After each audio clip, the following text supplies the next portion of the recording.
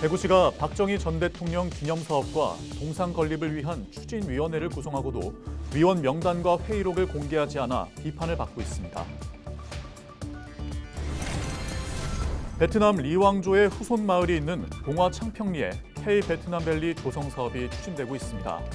한국 베트남 관계자들이 모여 협력 방안을 논의했습니다. 저출생 극복을 위한 출산 지원금이 꾸준히 늘고 있습니다. 하지만 현금성 지원보다는 돌봄 기반과 서비스를 확대해야 한다는 목소리가 커지고 있습니다.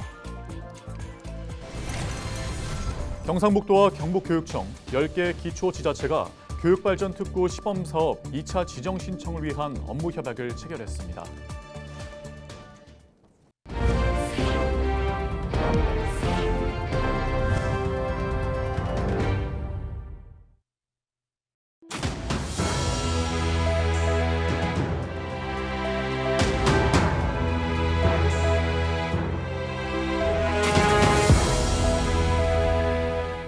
시청자 여러분 안녕하십니까? 헬로티비 대구 경북 뉴스입니다. 지난 3월 1일 홍준표 대구시장이 박정희 동상을 짓겠다고 SNS에 글을 올린 이후 2달 만에 박정희 기념사업 조례가 통과됐습니다. 조례를 통과시킨 의회에서도 소통이 부족했다며 시민들과 전문가의 의견을 들으라고 했는데요. 대구시가 박정희 기념사업 추진위원회 위원들의 명단을 비공개로 하고 회의 내용도 공개하지 않자 밀실 행정이라는 비판이 제기되고 있습니다. 홍하영 기자입니다. 지난 5월 2일 열린 대구시 의회에서 대구광역시 박정희 기념사업에 관한 조례안이 통과되면서 박정희 대통령 동상 건립에 속도가 붙고 있습니다. 박정희 동상을 건립하겠다는 홍준표 시장의 언급 이후 2달 만에 대구시 의회에서 조례안이 통과된 겁니다. 의회는 조례안을 통과시키며 각계각층의 전문가들의 의견을 듣고 필요하다면 공론화 과정을 거치도록 했습니다. 시민들이 의견 수렴 과정을 거쳐 널리 공감받는 기념사업이 될 수 있도록 기념사업의 범위를 구체화하고 각계각층의 전문가들의 심도 있는 의견을 청취하고자. 이에 따라 대구시는 지난 5월 22일 박정희 대통령 기념사업 추진위원회를 구성했습니다. 하지만 위원회 위원이 몇 명이고 누구인지는 밝히지 않았습니다. 회의에서 어떤 말이 오갔는지 또한 공개하지 않았습니다. 통상적으로 위원회 활동을 공개하는 것과는 대조적입니다. 이에 대해 박정희 우상화 사업 반대 범시민운동본부는 박정희 동상 건립 사업이 불투명하고 비민주적으로 진행되는 밀실 행정이라고 규탄했습니다. 그런데 이렇게 추진위원회도 비공개하고 시민들의 의견도 묻지 않고 이렇게 하는 것은 대구시 자신들이 뜻하지 못한 일을 하고 있다라고 자인하는 꼴이다 이렇게 생각을 하고요. 시민 의견이 분분하기 때문에 시민들의 의견을 먼저 수렴하고 또 추진위원회도 아주 투명하고 공개적으로 해야 마땅하다 그렇게 생각합니다. 이에 대해 대구시는 각종 위원회 구성 및 운영 조례 8조에는 공정성을 매우 중대하게 해할 우려가 있다고 인정되는 경우엔 명단을 비공개하도록 되어 있다고 해명했습니다. 또 11조에는 위원회 회의는 공개를 하는 게 원칙이지만 출석 과반의 요구가 있으면 비공개로 하게 되어 있다고 설명했습니다. 위원회에 몇 명이 있는지는 위촉과 해임이 있을 수 있어 알려줄 수 없다고 했습니다. 사람들이 많이 다니는 동대구역 그리고 사람들이 많이 찾게 될 대구도서관에 세워질 박정희 동상.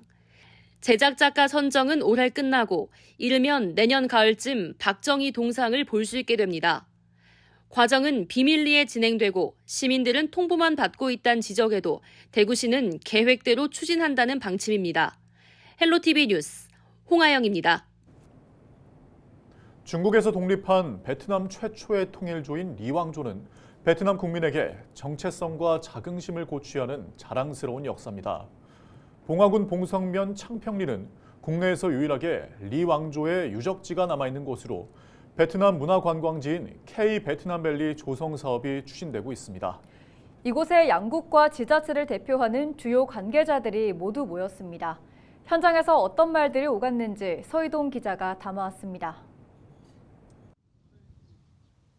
베트남 리 왕조의 후손이자 임진왜란 때 의병으로 참전해 싸우다 전사한 이장발을 기리기 위해 건립된 봉화 충효당.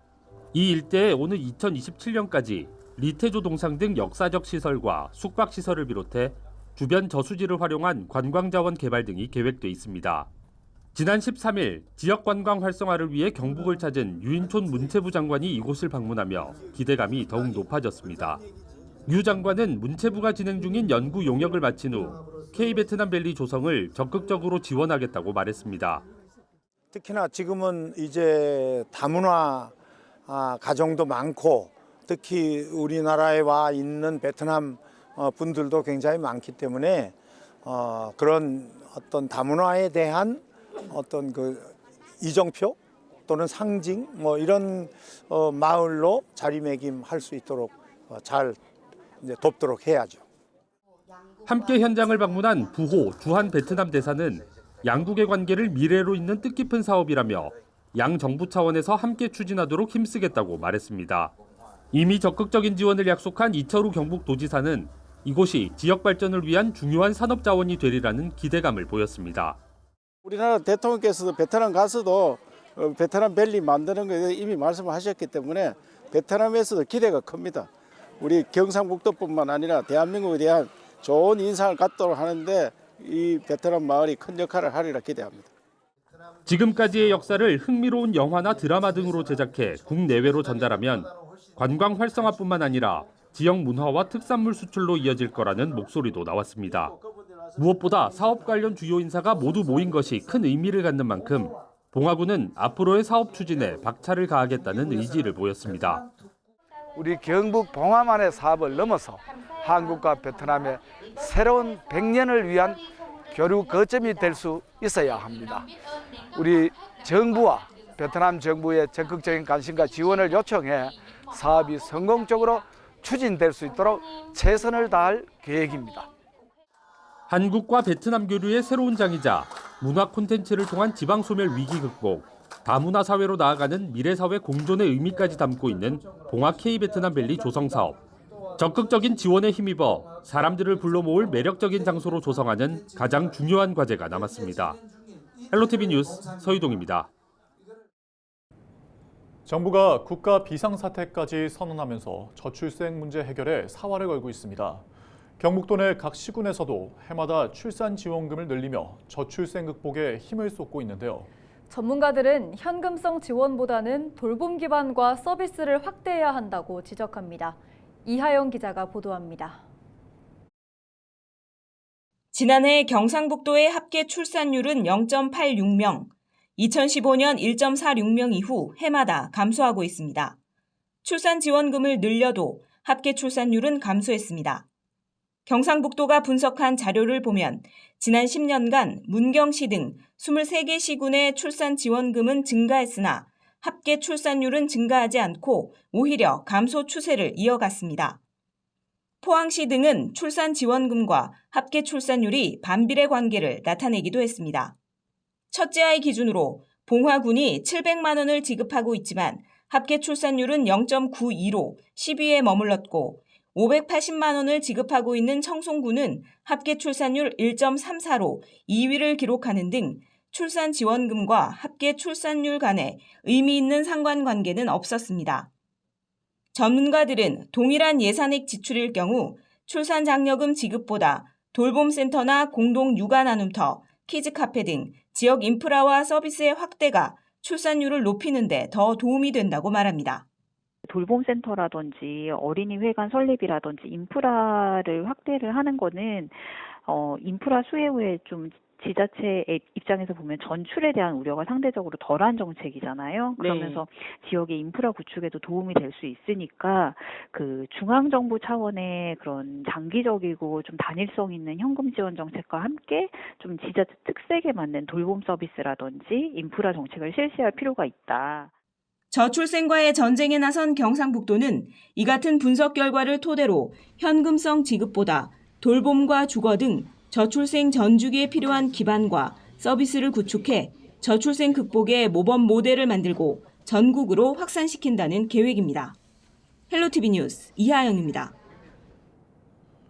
경상북도와 교육청 10개 기초지자체가 교육발전특구 시범사업 2차 지정 신청을 위한 업무 협약을 체결했습니다.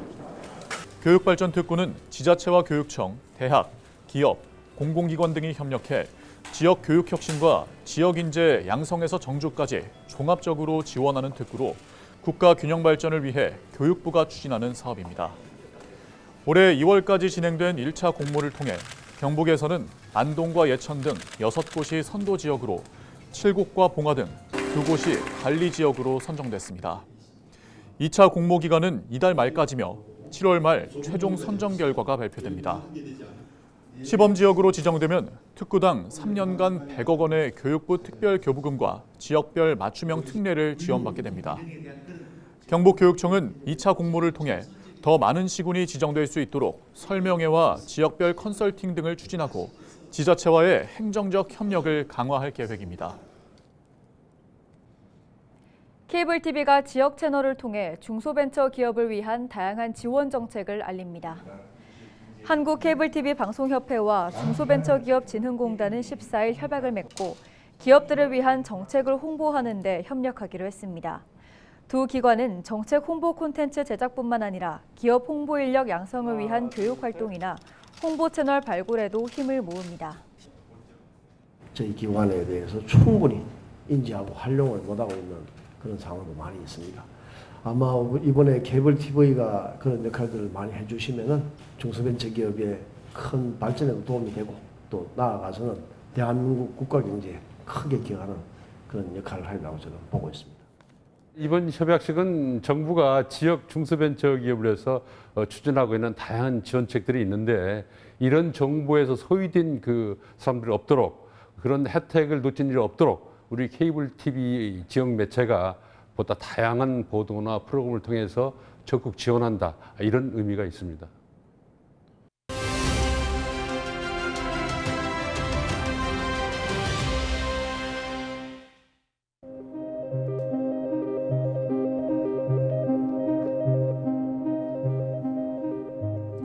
이른바 노실버존, 노키즈존에 이어 이번엔 아줌마 출입금지라는 팻말까지 등장하며 논란이 뜨거워지고 있습니다. 인천의 한 헬스장에 부착된 안내문인데요. 아줌마 출입금지, 교양 있고 우아한 여성만 출입 가능이라고 쓰인 겁니다. 업주 측은 중년 여성 회원들이 수건이나 비누와 같은 비품을 무단으로 가져가거나 샤워실에서 한두 시간씩 빨래를 내 민폐를 끼쳤다고 주장한 것으로 전해졌습니다. 또 젊은 여성 회원들의 몸을 보고 평가하는 등 성희롱성 발언을 해 다른 고객들로부터 불평이 제기됐고 실제 매출 감소로 이어졌다면서 경고성으로 안내문을 붙여놓은 것이라고 해명했다고 합니다. 이해 못할 바는 아니지만 그렇다고 중년 여성 전체를 싸잡아 비난하면서 출입을 제한하려는 조치는 합리적이지 못하다는 지적도 있습니다. 손해를 끼치거나 다른 손님들에게 불쾌한 행동을 하는 손님에게 적절한 조치를 해야지 왜 특정 연령대의 여성 전체를 비아냥거리냐는 비판인데요. 어르신들을 겨냥한 노실버존 논란과 함께 벌어진 아줌마 출입금지 논란. 여러분은 어떻게 생각하십니까? 헬로티비 브리핑이었습니다.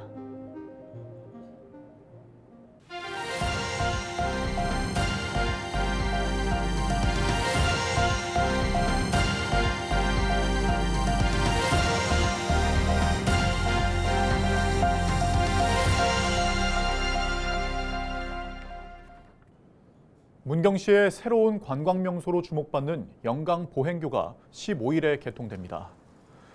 지난 2021년 11월부터 사업비 114억 원을 투입해 산양면 반공리에 조성 중인 영강 보행교는 강을 가로지르는 보행교 280m와 출렁다리 112m로 구성됐습니다.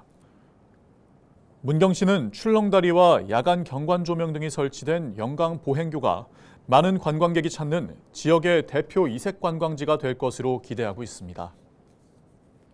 문경세제 옛길에서 만나는 우리 문화유산 프로그램이 오는 10월 27일까지 매주 주말에 열립니다. 문경세제 방문객들을 대상으로 진행되는 이번 체험은 만화교재를 이용한 문경 국가유산 학습과 물레체험, 나만의 도자기 만들기 등 문경의 문화를 배우고 경험할 기회를 제공합니다. 이상으로 뉴스를 마칩니다. 함께해 주신 여러분 고맙습니다.